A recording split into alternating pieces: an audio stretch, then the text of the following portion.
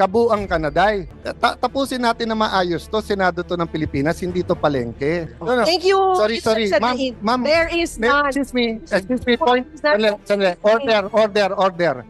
Thank you, Mr. Chairman. I make my point. There's no such thing as 23 billion. Paulit na tayo kanina pa ng 21.7 billion. Kabuang Kanaday.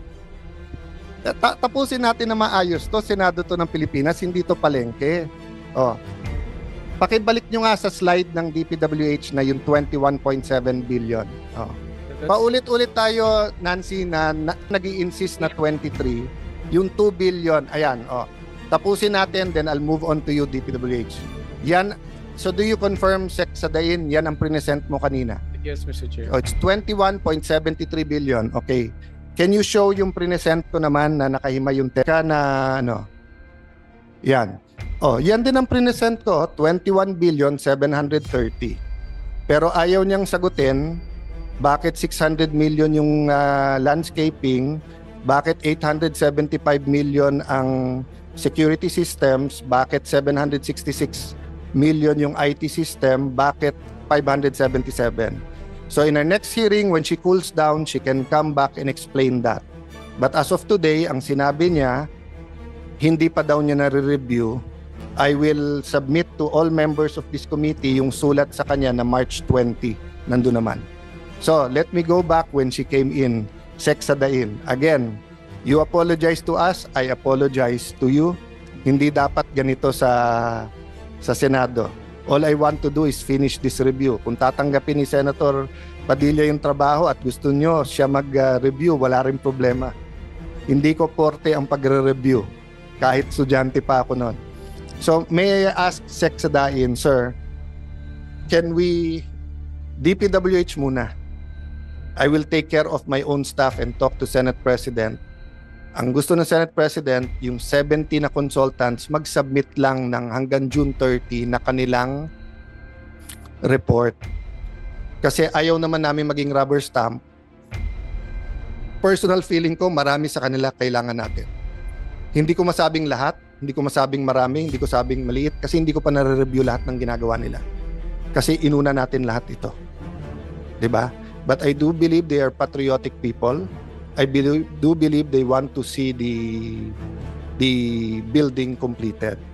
So, the three things I want you to do is one, to talk on the top level, how do we have one committee that can make top decision that doesn't violate any law or any protocol. 'Di ba? No shortcuts. 'Di ba? Except that imbis na 10 meeting, isang meeting. Okay. Secondly is how do we get from where we are now na matapos yung RDAED at matapos na lahat. Okay?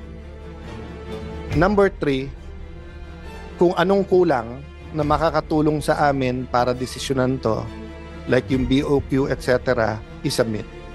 So if you are retired, Sir Aguinaldo and ASEC Mulano, baka pwedeng pakiusap lang, help us lang buuin to. Kasi pride din naman ninyo na naging bahagi kayo ng napakagandang building na to. Pero ilagay lang natin sa tamang oras, presyo, at proseso. Diba? Nabibingi ako sa katahimikan tuloy. Kanina, nabibingi ako sa... yung calculator, isoli nyo ha. Baka mapagbintangan pa ako niya mamaya. May gumagamit pa pala ng calculator. Talagang magkakampi ata kayo. Kayo, CD ang gamit. Siya naman, calculator ang... Pakilabas yung typewriter ko ha. So, thank you again DPWH sa mga kapatid natin sa media. Pasensya na kayo, nadamay kayo.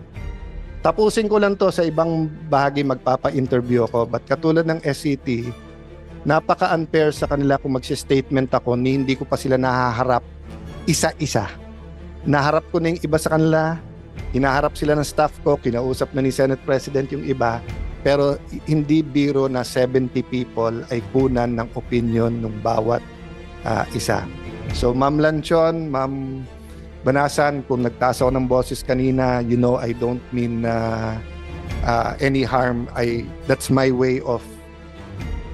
Kaya ako hindi naging dentista. Wala akong anesthesia pag nagtanong. So pasensya na kayo, but it doesn't mean that you did anything wrong, no? Sir, do you have a last word? Mr. Chair, Your Honor, I know how precious the new building for the Senate nowadays, and this is also the same aspirations that we have also for DPW building for the Department of Public Works and Highways. Yan din po inaaral pa rin po namin hanggang ngayon. And of course, we don't have the much easiest way of getting a funds for that.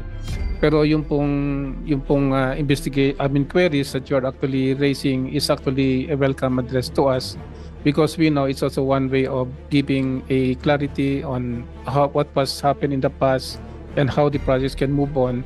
Because And I expect, Yusek, Apo. marami kayong parating na project na malalaki. Yes Maybe po. not 23 Yes po. billion, but Yes 5 po. to 10 billion. In fact, we are marami, implementing 41 flagship projects po. No? Kung ikumpara po ito, maliit lang po ito. But we know these are actually complex structures, and we really need all the support, not only from the department, also line agencies who can also feed in some informations.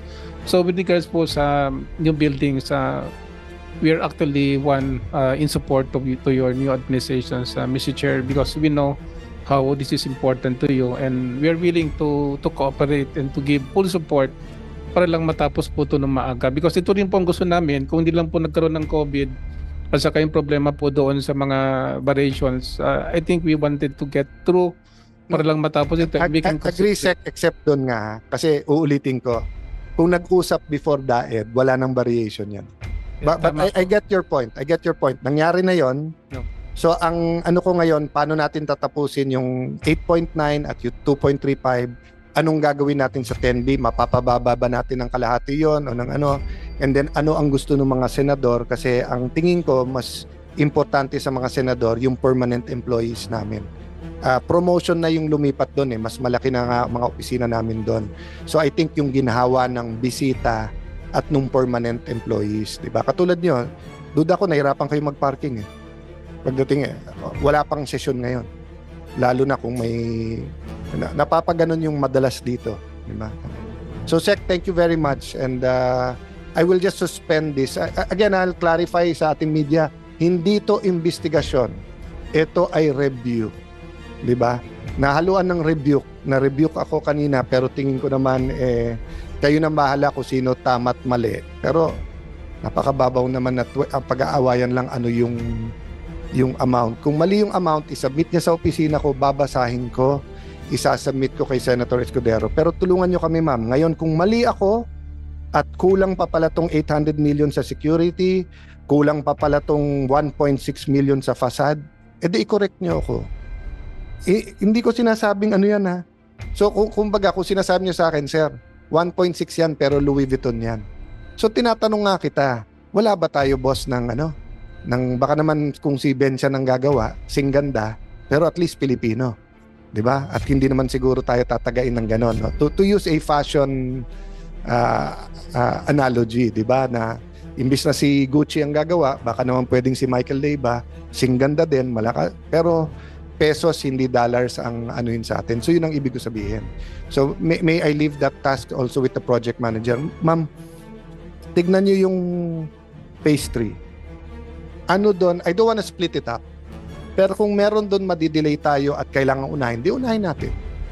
Pero kung sasabihin mo lahat ito dapat isabay-sabay, edi tulungan niyo ako dumating sa tamang design at tamang presyo. Opo, yes, Your Honor po.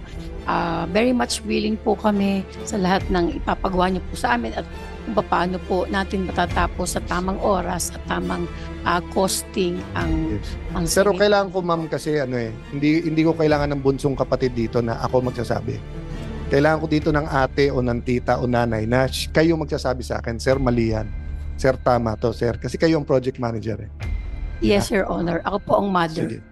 So, ito po ang ating peacemaker naman. Blessed are the peacemakers. So, final word before we adjourn, Senator Robin Hood, Robin Padilla.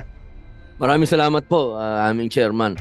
Ako naman po, gusto ko lamang pong iparating sa ating mga kababayan na matuwa po kayo kapag ang mga senador ay nagkakaroon ng ganitong talakayan, ganitong pag-uusap, dahil ibig sabihin, wala pong nangyayaring conspiracy, wala pong nangyayaring kami ay alam niyo na, nagpaplano-plano para sa mga sarili lamang namin. Kapag ganito po ang Senado, matuwa po tayo. ibig sabihin ng inyong mga senador ay buhay ang kanilang demokrasya, buhay ang kanilang mga naratibo. Meron silang kalayaan sabihin ng mga gusto nilang sabihin dahil yun po ang dahilan ba't nyo kami hinalal.